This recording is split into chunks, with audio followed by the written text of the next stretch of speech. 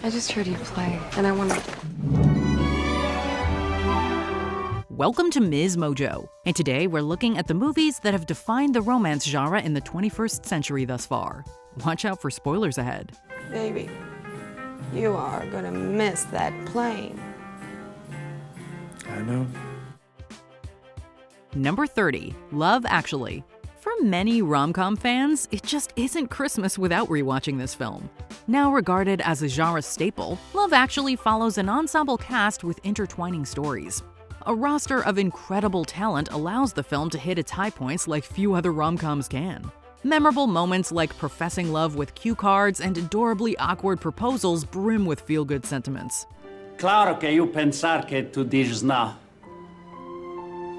Mas é Natal e só queria saber. And while the film is generally light with its material, certain relationship dramas still carry an emotional impact. Its influence was felt for years to come, as evidenced by similar ensemble efforts like Valentine's Day and New Year's Eve, among many others. But even over 2 decades after its release, the feeling you get watching Love Actually remains entirely unique.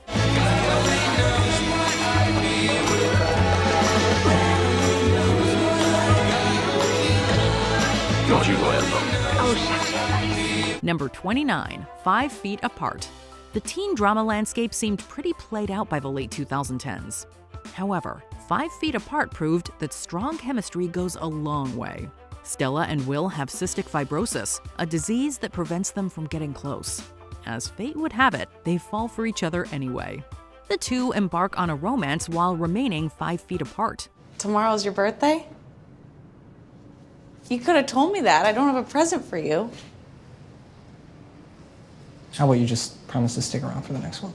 Although there are plenty of sweet moments, the film builds towards a heavy ending. After all, the reality of their situation just cannot be ignored. But at its heart, 5 Feet Apart is about the power of love, as being around Will gives Stella the strength to live to the fullest. It's a guaranteed tearjerker, but it's more than worth the watch. Touch him. Touch her. Life's too short to waste a second. Number 28, In the Mood for Love. Sometimes the greatest romances happen in less than perfect situations, and it doesn't get more complex than 2 people whose spouses are having an affair. Sue and Chow bond through their broken hearts, leaning on each other for support. 有時我喺度諗，如果我而家都未結婚，唔知會點啊？你有冇諗過？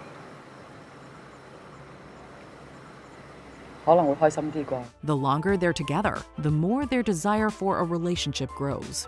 Torn between salvaging their marriages or pursuing a complicated love, Sue and Chow find their lives at a crossroads. The film is noted for its eye-catching cinematography and soundtrack, helping viewers understand the sense of longing the characters experience. 我冇諗過你真係會鍾意我。我都冇諗過。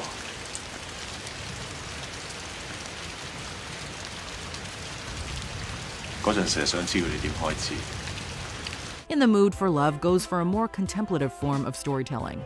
It leaves us wondering what might have been had Sue and Chow met under different circumstances to soul-stirring effect. Number 27, P.S. I Love You. Not all marriages end at Till Death Do Us Part. In P.S. I Love You, Hilary Swank's character sees her love kept alive by her late husband. While deep in mourning, she receives messages from him that encourage her to accept his passing. The protagonist regains her lost spirit with each new message as she's sent on an adventure across the world. You didn't look real to me at first. I never saw so many colors on one girl before. But you look like you belonged out there, all right. You and all your colors. The film handles the topic of grief with care, showing that everyone moves on at their own pace. Yes, there are some cliché tropes, but the charming cast and gorgeous backdrop make it easy to overlook. P.S. I Love You may not be revolutionary, but it delivers the kind of warmth and tenderness that makes fans return every time. My business is to create. Doesn't even matter what you do. You told me that, remember? P.S. Number 26, About Time. Who doesn't like a movie that makes you happy and makes you think? While time travel is generally associated with pure science fiction, About Time sets it up in a heartwarming fashion. After learning about his ability, protagonist Tim uses it to find the love of his life. Were you so bored in the play you decided to ask me to marry you afterwards? Huh? Something like that. While fixing his past mistakes, he learns to value his present. We watch the characters go through normal phases of life, and in the process, big truths are explored through Tim's relationships with his love Mary and his father. Watching him realize that the right place to be is where he is now is gripping. About Time solidifies that life is beautiful because it's fleeting. The best way to appreciate it is by being in the moment. I just try to live every day as if I've deliberately come back to this one day. To enjoy it, as if it was the full, final day of my extraordinary, ordinary life. Number 25, Carol. In the 50s, photographer Therese encounters upper-class lady Carol. This interaction lays the seeds for a forbidden romance, as their connection clashes with the times they live in. I mean, if you'd like to come visit me sometime, you're welcome to. At least there's some pretty country around where I live. Would you like to come visit me this Sunday? But even with the world against them, Therese and Carol cannot deny their bond. The attempt to make their relationship work is the primary hook of the story, but the lead actress's performances are Carol's biggest winning quality. Kate Blanchett and Rooney Mara portray the characters with all their flaws and complexity. It's nice of you to see me. Don't say that. Do you hate me, Therese? Oh, how could I hate you? And although the heroines make a lot of mistakes and break many hearts, their dynamic displays exactly why love is such a human experience. Number 24, Silver Linings Playbook. On paper, romance between people dealing with intense personal problems sounds like a recipe for disaster. However, when mixed with genuine care and devotion, we have the makings of a wholesome love story. Protagonist Pat and grieving widow Tiffany have both had ups and downs with mental illness. After meeting, they partner up for a dance competition. Do it. No, that's stupid. No walk, no letter. Walk to me like I'm Nikki, come on. Pat's goal is to get his ex-wife to take him back. Of course, as they connect over their pasts, Pat and Tiffany develop their own connection. Silver Linings Playbook balances its romantic beats with a touching, nuanced depiction of mental health. Ultimately, we just want Pat and Tiffany to get the happy ending they deserve. I love you. I knew it the minute I met you. I'm sorry it took so long for me to catch up. To the film's credit, its uplifting finale provides the perfect payoff. Number 23, Me Before You. Finding love can happen in the most unusual ways. A caregiver falling for her employer is certainly unexpected. Although Lou's initial interaction with Will is anything but romantic, they're ultimately drawn to each other. Genre enthusiasts will love the many cute moments between them. Baby, now, take me into your loving arms. But while the film dedicates time to their romance, it culminates in a difficult finale. Even though Lou is devoted to being with him, Will does not want to go on. Though Me Before You isn't perfect, especially with regards to its representation of disabilities, it leaves us on a hopeful note in the romance department. Despite everything, Lou and Will experience what true love is supposed to feel like in the time they do have together. Will you stay? For as long as you want me to. Number 22, Her. We all crave company at some point in our lives. Her takes an introspective look at loneliness. Reeling from a difficult separation, Theodore seeks comfort from an AI named Samantha. What starts as an unconventional friendship turns into something much deeper. You feel real to me, Samantha. Thank you, Theodore. That means a lot to me. Naturally, the fact that she isn't human complicates matters, impacting the protagonist's already fragile self-worth. Through it all, the film expertly grapples with the dynamics of a bond that exists solely on an emotional level. While we can sympathize with Theodore, it's also clear that his relationship with Samantha isn't entirely healthy. You're mine or you're not mine. No, Theodore. I'm yours and I'm not yours. In the end, hers shows that there are no shortcuts to love. But for a certain amount of time, we hope, just like Theodore, that this just might be possible. Number 21, Love, Rosie. Sometimes you know how the film ends the moment it begins. Sure, Love, Rosie plays into the tried and tested rom-com template, but it leaves fans with that warm, snuggly feeling they want. Alex and Rosie have been friends since they were kids. Miscommunication ends chances of a romance in their youths, and they secretly pine for each other for years afterward.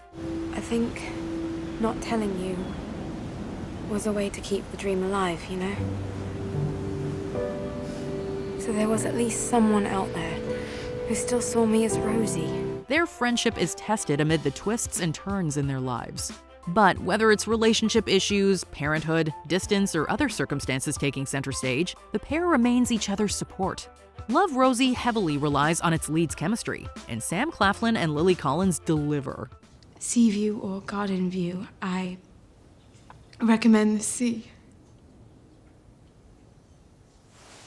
See it is. Sparks between them fly throughout the film, with the big romantic finale leaving viewers swooning all the way. Number 20, Definitely Maybe. We are a sucker for a love story with a fun framing device, and Definitely Maybe certainly fits the bill.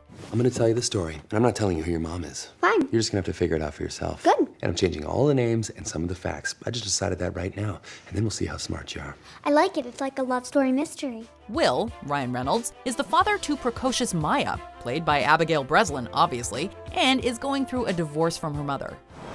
Thanks for telling me the story. You're welcome. I forgot to tell you the happy ending. What is it?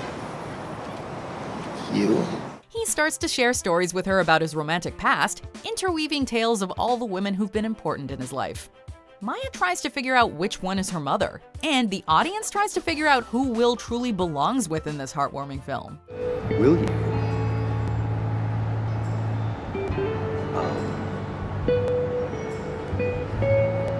Mary. Definitely. Maybe. Number 19, The Proposal. I told you were otherwise engaged. She insisted, so sorry. So. Oh, you want more Ryan Reynolds? Well, we can deliver. The year after Definitely Maybe, Reynolds starred in The Proposal alongside Sandra Bullock. He plays Andrew Paxton, a guy trying to make it in the publishing industry who works for an extremely demanding boss.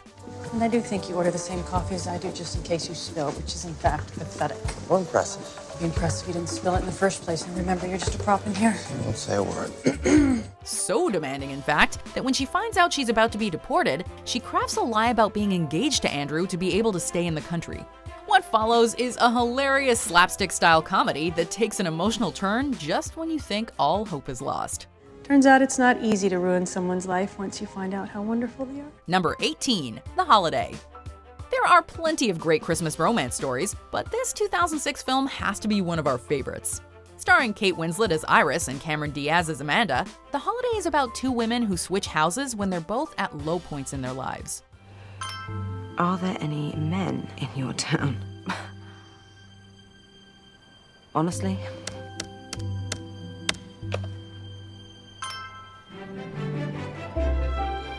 We get to see Diaz settle into a cozy English cottage, and Winslet sprawl out in an LA mansion. And of course, both of them find love along the way. Iris, if you were a melody.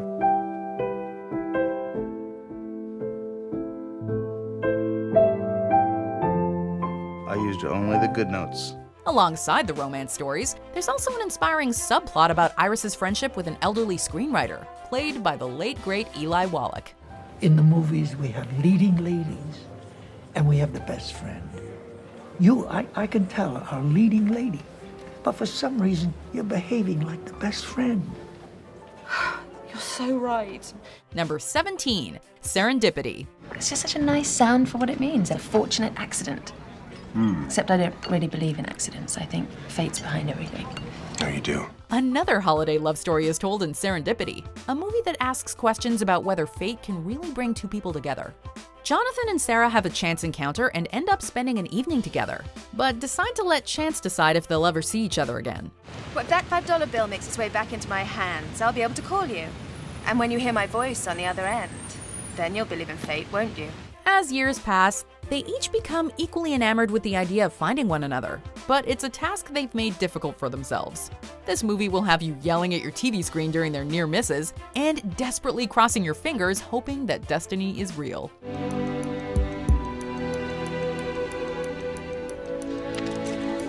What's wrong? Don't you like it? It's perfect. Number 16, A Star is Born. Can I tell you a secret? I think you might be a songwriter. Here's a pick that crushed audiences when they saw it, despite the fact that they probably knew what was coming given how many times this film has been remade. But Bradley Cooper and Lady Gaga had a magnetic connection that made this version of the well-worn tale come alive for modern viewers, and convinced many that they must be together in real life as well. Hey, What? I just want to take another look at you.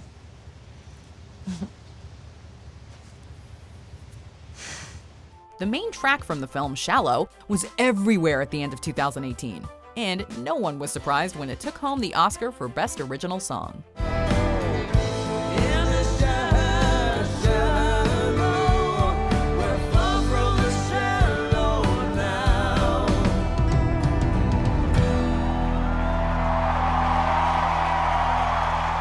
Number 15, The F Word, also known as What If. Known as both The F Word and What If, depending on where it was released, this quirky modern romance starring Daniel Radcliffe and Zoe Kazan took a standard romantic comedy formula and updated it for 2013. How's it going for you? I have a dead-end job, I live in my sister's attic, and I basically never go out. Correcting pronunciation is my old thing. Actually, my new thing is oversharing. Radcliffe may have had a difficult time breaking out from his role in the Harry Potter franchise, but this established him as a believable romantic lead. Friends? Yeah, why not? Alright. Friends. Is this always how you make friends? Like it's a business deal? Yeah, actually, it's just my style. Okay, it's quite unnerving, but it's good. If you're looking for a realistic portrayal of dating in the 21st century, this is a movie that doesn't sugarcoat or create a fantasy about what love most often looks like today. You know, if you're lucky, it happens once in a lifetime. And if you're unlucky, then you have to come to weddings and hear people like me talking about it and assume that we are all hopeless romantic. Number 14, Brooklyn. Many films that focus on romance don't receive critical acclaim, but 2015's Brooklyn was a major exception. So would you dance for me? I'm not sure you taught me anything. Doesn't matter. The secret is to look as though you know what you're doing. I wish someone had told me that years ago. Telling the story of a young Irish girl who tries to make it in America, this movie stars Saoirse Ronan, who has proven to be one of the most prominent actresses of the century so far. But Tony has helped me to feel that I have a life here I didn't have before I met him. My body was here, but my life was back in Ireland with you. She's forced to choose between the love she finds in New York and a more stable life back home. It was nominated for 3 Oscars: Best Picture, Best Actress, and Best Adapted Screenplay, and a slew of other awards. Someone who's only yours. And you'll realize that this is where your life is. Number 13, Amélie. It's not often that an international film achieves such high popularity in North America, but Amélie, the French film starring Audrey Tautou, is a notable exception. J'aime bien me retourner dans le noir et contempler le visage des autres spectateurs. And how could people not love it?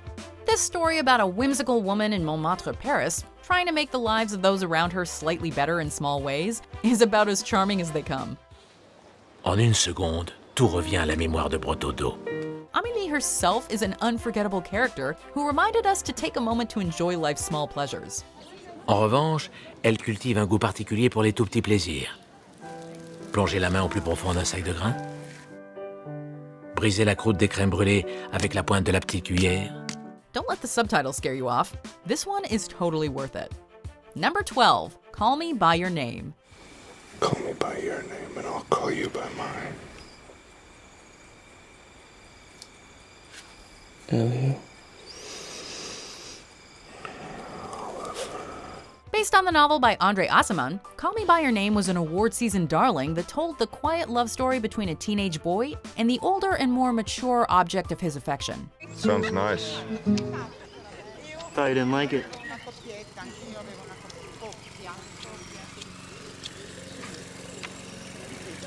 Play it again, will you? We may be used to gay love stories focusing primarily on things that set them apart, but this is a classic tale of first love and the loss that comes along with it. The lush Italian setting in the 1980s will make you want to jump through your screen and be part of it yourself.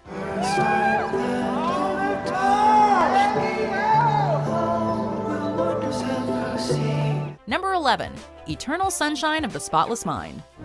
That's it! Yeah? I've seen you, man. Book slave there for like 5 years now. Oh. Jesus. I would thought I would remember you. 5 years? It might be the hair. If you're skeptical that Jim Carrey could carry a romantic movie, you probably haven't seen Eternal Sunshine of the Spotless Mind. This is one of the most emotionally tumultuous films on our list, entering into darker places than your average romance movie does. The story exists in a world where technology can erase memories, which Joel and Clementine take advantage of after going through a heart-wrenching breakup. Don't ever leave me.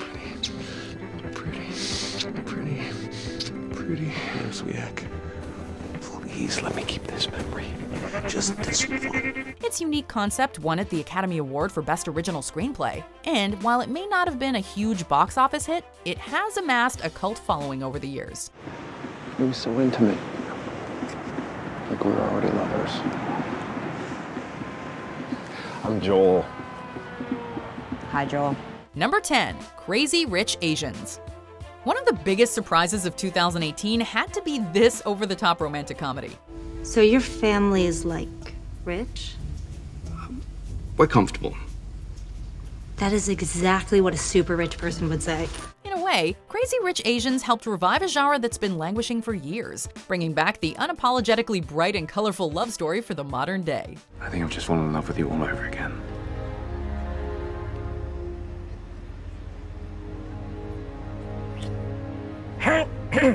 Set in Singapore, and based on a novel by Kevin Kwan, it was the first modern Hollywood movie to feature a majority Asian cast. As touching as it was hilarious, Crazy Rich Asians took the classic formula of the rom-com and made it feel new again. That it was because of me.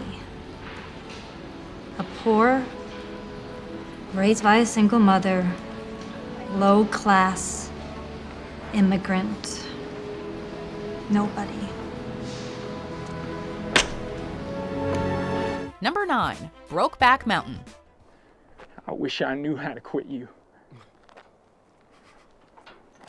Then why don't you? We wish we knew how to quit them. Brokeback Mountain is a beautiful love story as well as a major tearjerker. Ennis and Jack are herding sheep in Wyoming together when their acquaintance turns into something much more that changes their lives forever. It's nobody's business but ours. You know I ain't queer. Me neither. However, because it's the 1960s, they risk violent repercussions if anyone finds out. While it may have controversially lost out on Best Picture at the Oscars in favor of Crash, it's become a modern classic, in no small part thanks to stellar performances from Heath Ledger and Jake Gyllenhaal. It's because of you, Jack, that I'm like this.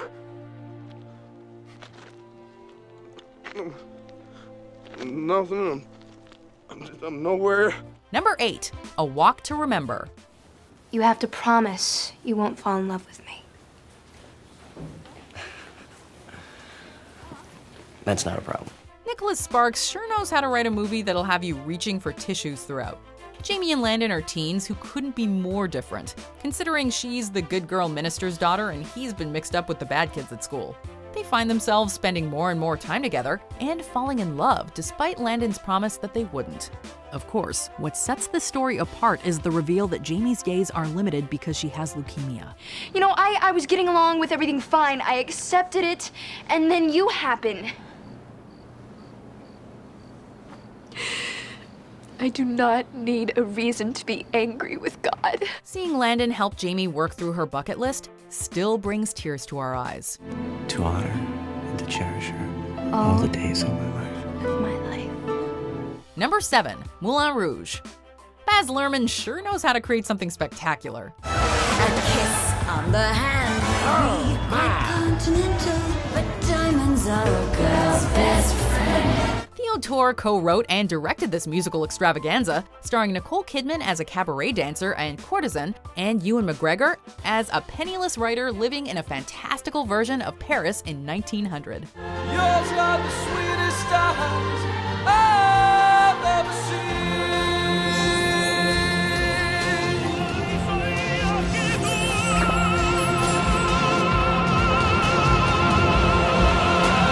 Mulan Rouge is a dazzling production that features much-loved love songs from many different genres, as well as jaw-dropping set pieces that will make you unable to look away. Love is like oxygen. What? Love is a many splendid thing. What? Love lifts us up where we belong. All you need is love. Please don't start that again. It became one of the few modern musicals to get a nod for Best Picture at the Oscars, also pulling in 7 other nominations.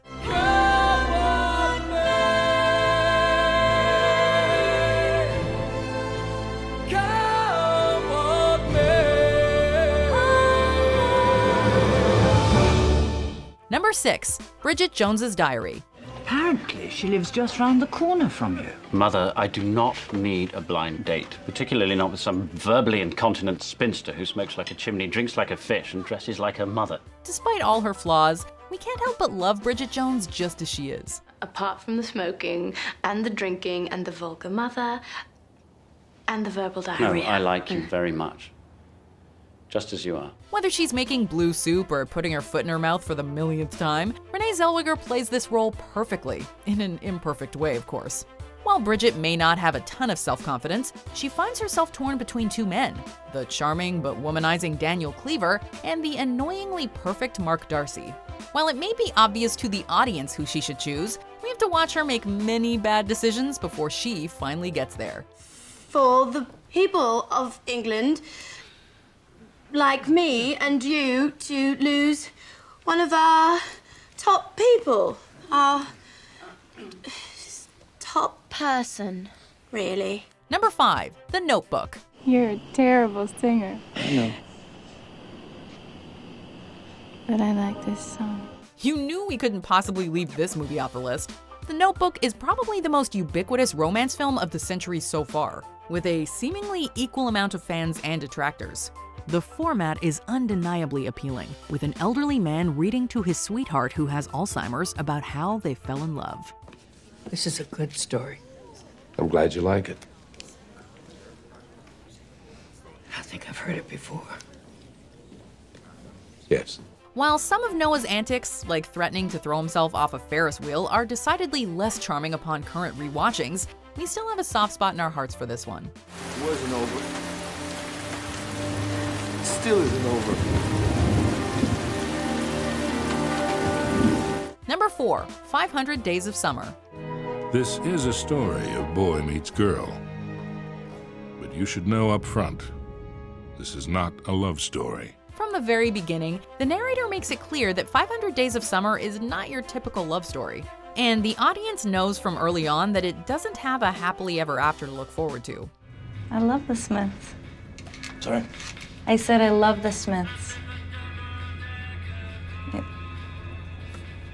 You've good taste in music. Like the Smiths? Yeah.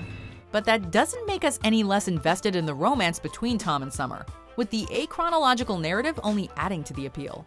It's rare to have a story like this told from a male point of view, and Joseph Gordon-Levitt is the perfect actor to pull it off. Does it overutilize the manic pixie dream girl trope? Yes. Do we still love this movie? Also yes.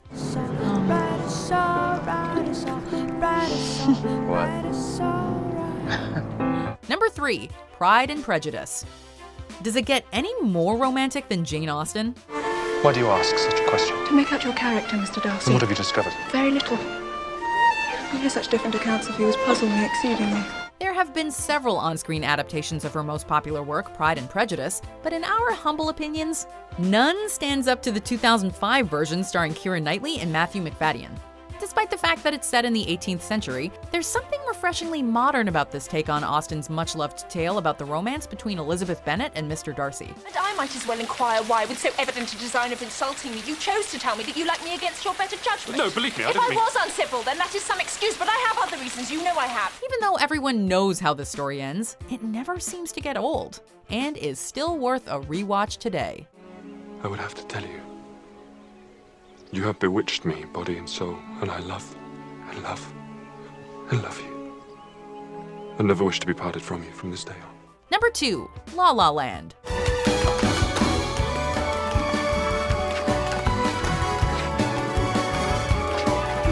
There is perhaps no more appealing modern movie couple than Emma Stone and Ryan Gosling.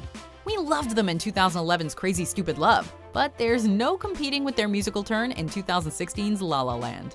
This movie brought some color and brightness to an otherwise dour year when audiences needed it most. City of stars, just one thing everybody wants. It follows some of the tropes and formatting of an old-school Hollywood musical, showing an idealized version of Los Angeles. But it isn't all sunny dance numbers. And this movie has a surprising amount of heart behind it. I'm always gonna love you. I'm always gonna love you too. Before we continue, be sure to subscribe to our channel and ring the bell to get notified about our latest videos. You have the option to be notified for occasional videos or all of them. If you're on your phone, make sure you go into your settings and switch on notifications. Number 1, Before Sunset. There's really nothing comparable to Richard Linklater's Before trilogy, which has seen actors Ethan Hawke and Julie Delpy return to the same story approximately every 9 years. Starting in the mid-90s with Before Sunrise, fans finally got to see whether Celine and Jesse reunited in Vienna in 2004. Did you show up in Vienna that December? Did you? No, I couldn't, but did you? I need to know, it's important to me. Why, if you didn't? Well, did you? The second movie takes place in Paris and shows us a snapshot of what our characters' lives have become. I never felt it was the right man. Never! But what does it mean, the right man? The love of your life? The concept is absurd. The idea that we can only be complete with another person is evil, right? Before Sunset ends on an ambiguous note, and viewers had to wait a decade to find out what happened between Celine and Jesse when Before Midnight was released in 2013 and caught us up with the pair. I mean, we always think we're evolving, but maybe we can't change that much. You know how I think I've changed the most? How? When I was younger, I just wanted time to speed up. Which romance movie do you find yourself watching over and over? Let us know in the comments. I want to see if you stay together or if you dissolve into molecules. How am I doing? Still here. Do you agree with our picks? Check out this other recent clip from MsMojo. And be sure to subscribe and ring the bell to be notified about our latest videos.